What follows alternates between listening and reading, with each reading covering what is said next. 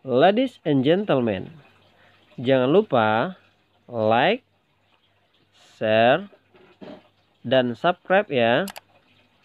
Syukron.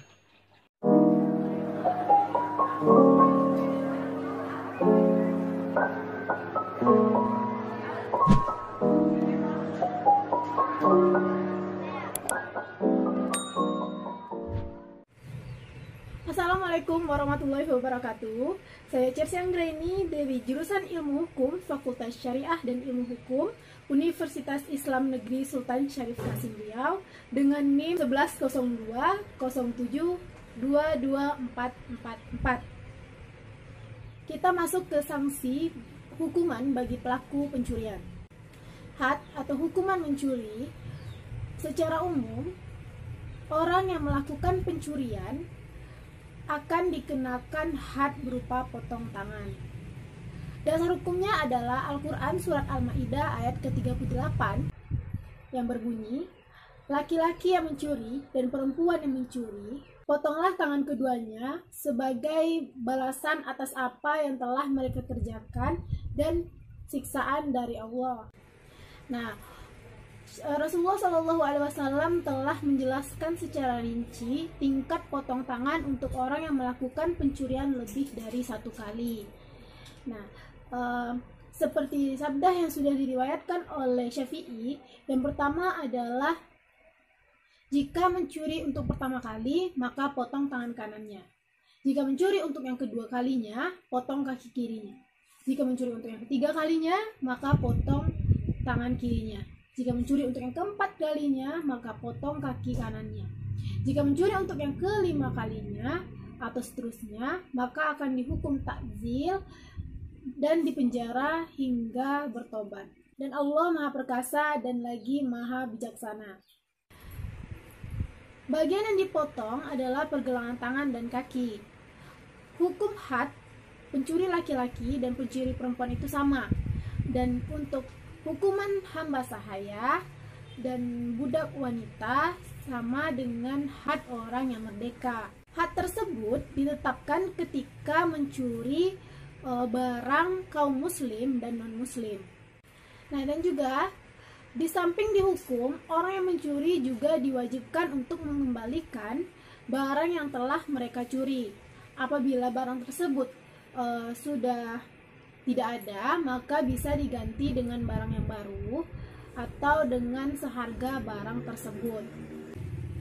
Selanjutnya, hukum potong tangan akan dijatuhkan apabila memenuhi 7 syarat. Yang pertama adalah memenuhi definisi mencuri. Makna dari definisi mencuri di sini adalah mengambil secara sorok-sorok atau secara sembunyi-sembunyi. Tidak dapat dikatakan mencuri apabila mengambil secara merompak, menggelapkan uang, atau dengan cara merampas. Yang kedua, harta tersebut memenuhi nisab. Cukup nisab adalah syarat minimal nilai harta yang dicuri. Nisab pencurian itu adalah 1/4 dari dinar atau dirham, atau 3 dirham. 1 dinar adalah setara dengan 4,25 gram emas. Dalilnya adalah sabda Rasulullah SAW dari Aisyah radhiyallahu anha, tangan pencuri dipotong untuk 1/4 dinar atau lebih. Hadis riwayat Bukhari dan Muslim. Yang ketiga, harta yang dicuri adalah harta yang layak dimiliki. Layak ihtiram adalah di sisi hukum syara. Yang keempat, harta yang dicuri dari tempat penjagaan. Maksudnya, barang yang dicuri itu mesti berada di dalam penjagaan, penyimpanan, dan pengawasan pemiliknya. Yang kelima, bukan harta syubhat. Maknanya, barang yang dicuri tersebut tidak ada hak dari si pencuri untuk memperbolehkan ia untuk memakannya. Ini tidak akan dikenakan hukuman potong tangan. Misalnya sekiranya ayah mencuri harta si anak dan anak mencuri harta si ayah. Karena Rasulullah SAW telah bersabda, kamu dan hartamu adalah harta bapakmu. Yang ketujuh, disebut kesalahan mencuri dengan pengakuan dan disaksikan oleh saksi yang adil. pengakuan pencurian dalam sidang kehakiman dapat dikatakan sebagai seseorang itu melakukan pencurian. Dalam syariat Islam, pencurian itu ada dua macam. Yang pertama adalah pencurian yang hukumannya had, yang kedua pencurian yang hukumnya takzir. Pencurian dengan hukum had itu ada dua. Yang pertama adalah pencurian ringan dan kedua adalah pencurian berat. Pencurian ringan menurut Abdul Qadir Audah yaitu mengambil milik orang lain secara diam-diam dengan jalan sembunyi-sembunyi. Menurut beliau, pencurian berat adalah mengambil harta milik orang lain dengan cara kekerasan. Perbedaan antara pencurian berat dan pencurian ringan itu dapat kita lihat dari cara pengambilannya. Kalau pencurian ringan itu lebih mengambil tanpa sepengetahuan si pemilik barang, sedangkan pencurian berat, pencurian harta diambil secara paksa dengan unsur kekerasan. Kemudian pencurian yang hukumnya takzir itu juga dibagi atas dua macam. Yang pertama adalah semua jenis pencurian yang hukumnya had. Contohnya seperti ayah yang mengambil harta anaknya. Kemudian yang kedua adalah mengambil dengan sepengetahuan si pemilik tanpa ada kerelaan dari si pemilik dan tanpa ada kekerasan. Contohnya seperti si penjamret yang mengambil kalung seorang wanita kemudian melarikan diri.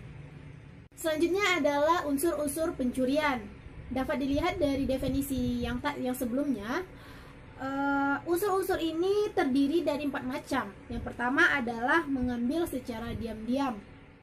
Pengambilan secara diam-diam ini sama seperti mengambil barang tanpa sepengetahuan si pemilik dan tanpa ada keikhlasan dari si pemilik.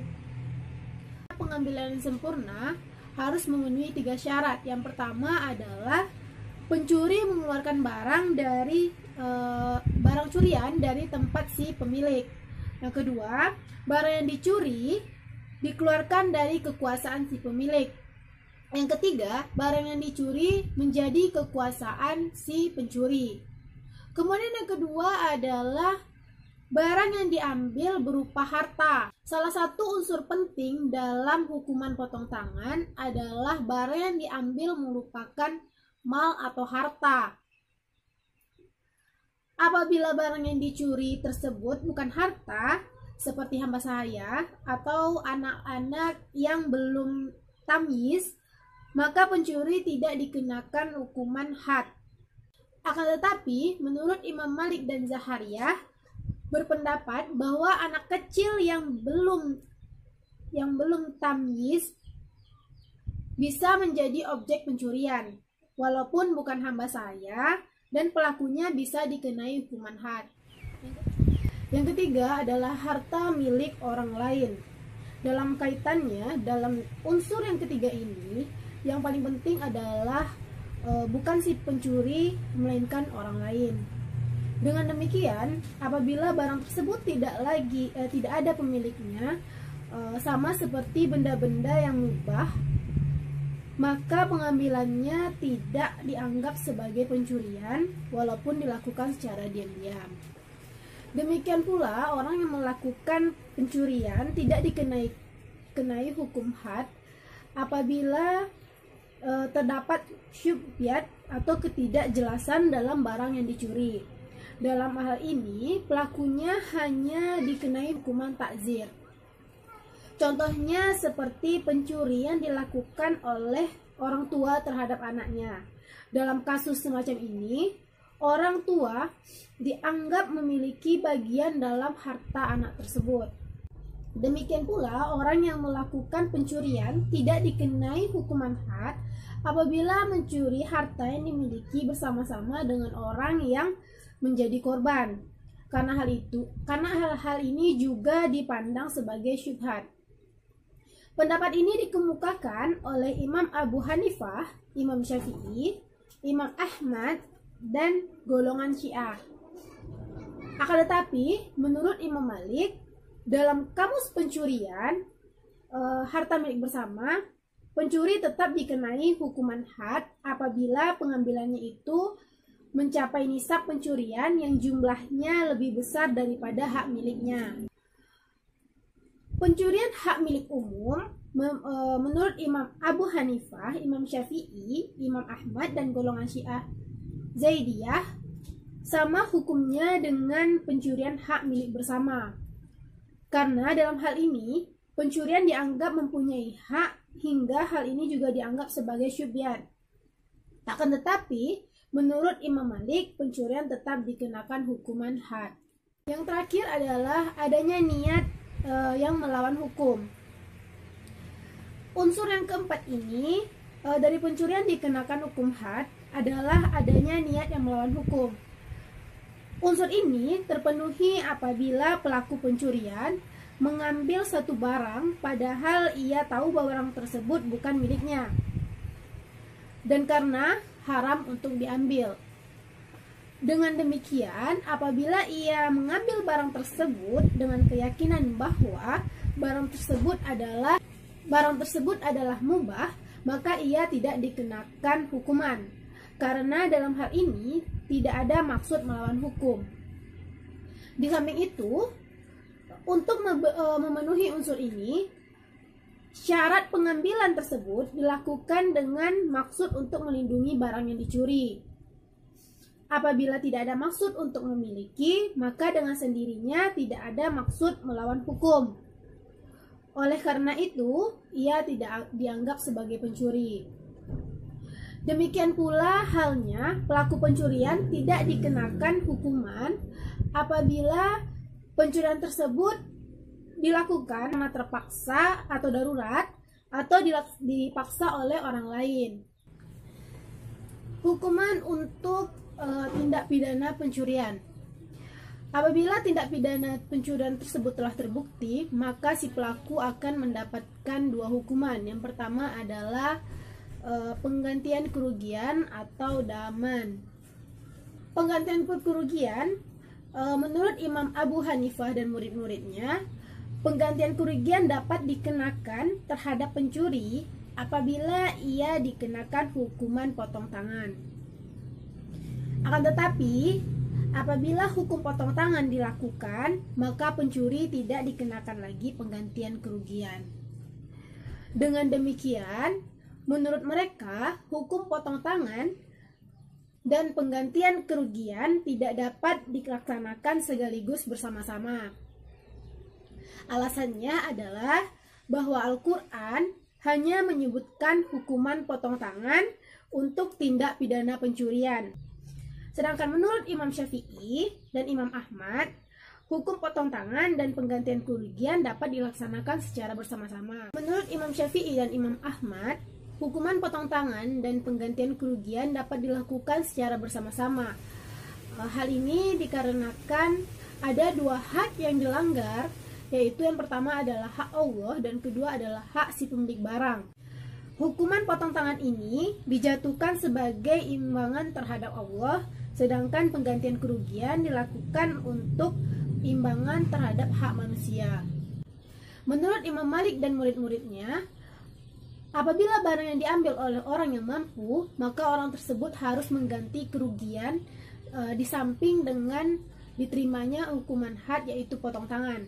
Sedangkan orang yang tidak mampu, maka dia hanya dikenakan hukuman potong tangan dan tidak dikenakan penggantian kerugian. Yang kedua adalah hukuman potong tangan. Hukuman potong tangan adalah merupakan hukuman pokok untuk tindak pidana pencurian. Ketentuan ini berdasarkan dalam surat Al-Maidah ayat ke-38.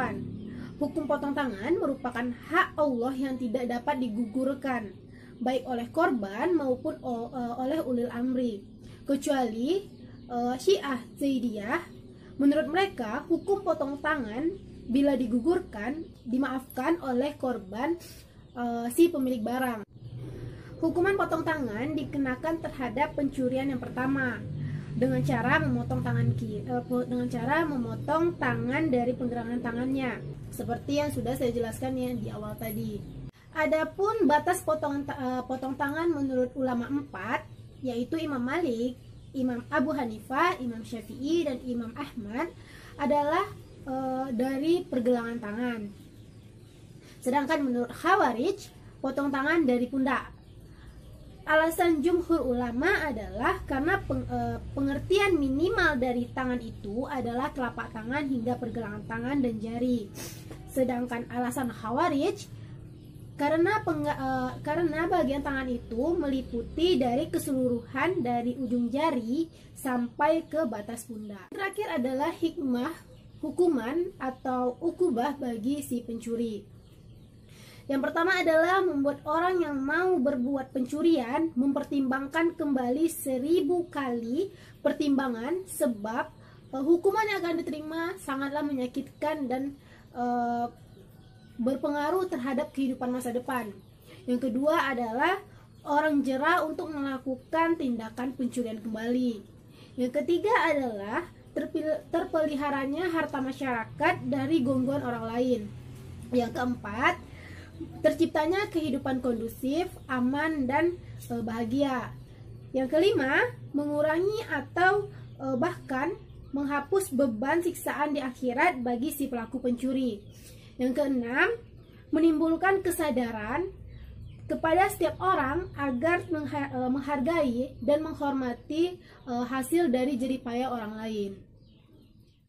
Baiklah, sekian materi yang dapat saya sampaikan pada pertemuan kali ini. Lebih dan kurang saya mohon maaf. Assalamualaikum warahmatullahi wabarakatuh.